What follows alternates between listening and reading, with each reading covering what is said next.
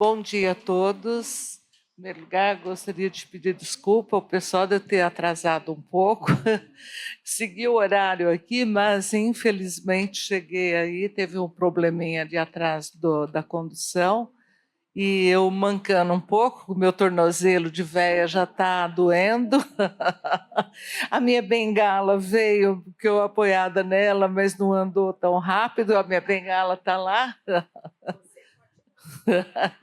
E agradecer à comissão organizadora desse evento, que, como sempre, né, organiza de uma forma incrível e com palestrantes de alto nível.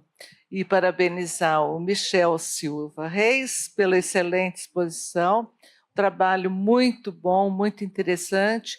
Isso nos traz mais conhecimento para a área de reabilitação, saindo daquele problema que era só o aeróbio. Então, hoje o treinamento a gente vê associado com treinamento de força, visto pela excelente apresentação do Michel, de que realmente é importante e tem dado resultados excelentes na reabilitação. Então, esse mito só do aeróbio, que não pode fazer o treinamento de força, eu acho que realmente quebrou esse, né, mito, e hoje eu acho que tem contribuído muito para a área da reabilitação. E aí eu queria então abrir ao público, ver se tem alguma pergunta a fazer, para que a gente possa dar continuidade, né, à explanação aqui do Michel, pela grande contribuição que eu tenho certeza que ele vai dar e esclarecer a vocês.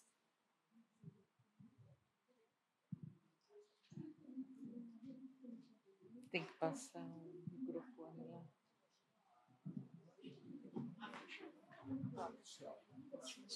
Senta aqui do meu lado. Isso. 6 minutos, né? 6 minutos. Vê se tem alguma pergunta lá.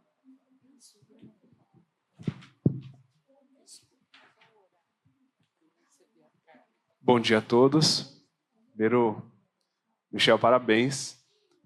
Esse tipo de apresentação ela é bastante rica para as construções da reabilitação. E eu queria contribuir um pouco com a nossa experiência também, com relação ao treino de força. A recomendação é ser de forma global, pensando em funções, e nós temos utilizado também a análise de marcha, como a apresentação da Isa, para individualizar os grupos musculares, e tem sido bastante interessante, também trazendo a experiência do grupo de reabilitação músculo-esquelética para a individualização dos grupos musculares, utilizando também as comorbidades osteoarticulares dos pacientes, que pode limitar a função.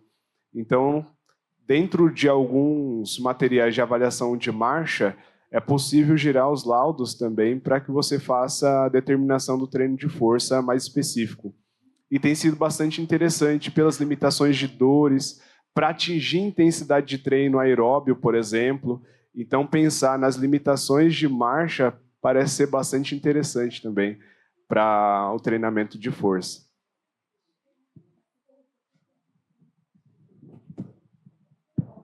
Bruno, obrigado pela compartilhar a experiência, né? E na palestra da Isa, e sempre quando tem uma palestra assim, eu fico pensando, né? Não tem como para onde fugir mais, né? Você vê ali os aplicativos até falando se com relação ao teste de caminhada, né? O quanto que você deveria ter caminhado ou não. Eu estava conversando com o Rafa durante a palestra dela e fico pensando assim, se daqui a 20 anos, se a gente vai estar aqui, né? Porque os aplicativos hoje falam quanto que você deveria caminhar, e será que eles vão começar a prescrever também, né? Eu fico assim, tipo, que você faz uma autoavaliação, né, que ela mostrou, do teste de caminhada, e será que daqui a pouco vai ter também essa né? Já tem, né? Mas aí será que a gente vai existir o fisioterapeuta? O que será que a gente vai fazer, hein? Sei lá. Primeiro, bom dia. Dizer que esse momento é um momento histórico de registro aqui. A gente ter professora Esther e professora Katai aqui na mesa, para a gente é um orgulho muito grande, junto com o Michel. gostaria de dar parabéns, Michel, pela palestra, e queria te fazer uma pergunta que eu fiquei refletindo muito do que a gente vê no dia a dia, quando aplica algum protocolo de treinamento resistido, de muito que o paciente conta de melhoras funcionais, né? Do dia a dia, de marcos funcionais, então, que muitas vezes na avaliação a gente consegue levantar. E queria saber de vocês se vocês têm trabalhado com alguma relação, algum tipo de teste específico, ou apontando esses marcos funcionais para o paciente de ganho, porque muitas vezes, assim, para ele ir no supermercado, conseguir trazer a sacola para casa sem precisar fazer interrupção, ou ele conseguir se levantar sozinho. Outro dia um paciente me contou, ele falou, eu consigo agora, quando a internet cai, abaixar e colocar na tomada. Eu não conseguia me levantar depois disso. Bom, primeiro eu queria te agradecer pela pergunta, também pela oportunidade de estar aqui, né?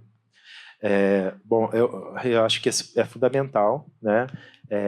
Embora a gente ainda não tenha isso estruturado, né? A gente vê mais até pelo relato dele. Tem uns 3 alunos de iniciação científica que a gente está fazendo o seguinte projetinho. A gente está filmando, a gente criou um questionário estruturado e a gente filma a fala deles como é que foi, desde o momento que ele entrou na reabilitação, assim, ele apontando coisas que trouxe de benefício no dia a dia dele. Então, a gente está mais ainda nessa coisa do relato, né? A gente não tem ainda uma coisa formal avaliando. Talvez, eu fico pensando, né, tem o professor Clinton lá que trabalha bastante com pacientes, com pessoas com Parkinson, e eles têm uns instrumentos assim mais, vamos dizer assim, específicos para avaliar essa funcionalidade mais fina, que talvez possa ser um marcador, né? Tem o sentar e levantar, ele trabalha com testes de argola. Eu li um trabalho também com treinamento de força em pacientes com insuficiência cardíaca, sugerindo que se você quiser avaliar a parte funcional, assim, foi até estranho para mim, assim, mas faz sentido, opte por um teste de membro superior. Mesmo que você...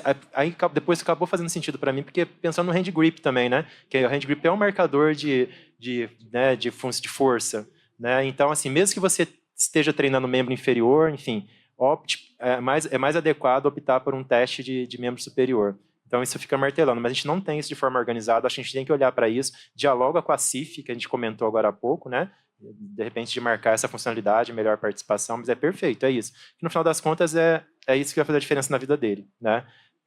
Subir, carregar um carrinho mais pesado, subir... A gente não pode ser mais ingênuo de ficar de deixar de fazer coisas na reabilitação, achando que o paciente não vai dar conta, que vai ser perigoso para ele, e na casa dele ele faz pior, né? Então, por isso que a gente tem que estar sempre antenado.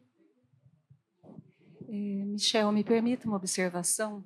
Então, dentro da nossa experiência, nós tivemos uma paciente com insuficiência cardíaca, com 82 anos, a Renata trabalhou conjuntamente, e assim, uma das questões que a gente faz quando a gente inicia a anamnese, né, tem a queixa principal, mas a gente pergunta também o que a senhora gostaria, sabe? O que você espera da fisioterapia?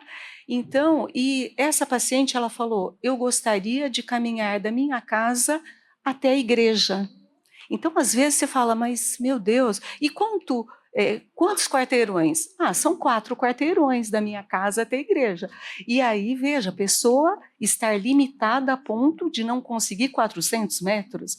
E depois ela teve uma melhoria, isso, aquilo, mas mais para enfatizar aqui a importância que você falou, olha, é muito importante a gente fazer uma anamnese bem feita, e é isso. E na própria anamnese você também tem que saber quanto que o paciente está querendo, o que ele está esperando daquela terapia que vai ser aplicada. Tá certo? Obrigada. Bom dia, eu tenho uma pergunta. Obrigada, professor, pela palestra. Eu queria saber sobre a fase 1, já no ambiente hospitalar, por exemplo, dentro da UTI, como que a gente poderia usar desses métodos de avaliação e iniciar o treinamento resistido já dentro da UTI na fase 1, por favor.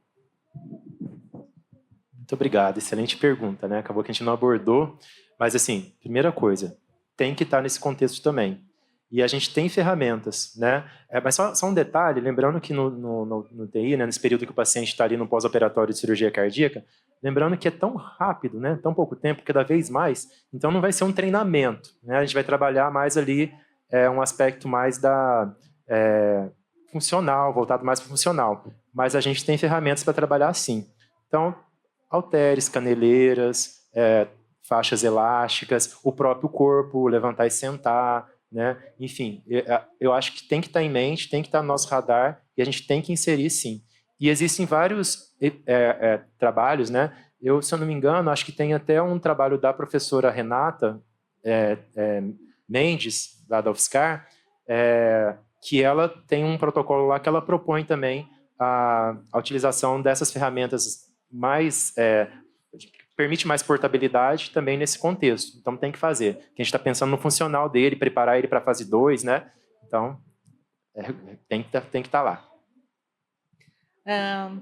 Bom, o tempo já se esgotou, senão a gente vai atrasar muito a próxima palestra. Então, se tiver mais alguma pergunta, vocês poderiam fazer ao Michel após a finalização da sessão. Tá? Então, agradeço muito. Parabéns mais uma vez, Michel, pelo trabalho. Muito bom. Obrigada. Parabéns, Michel.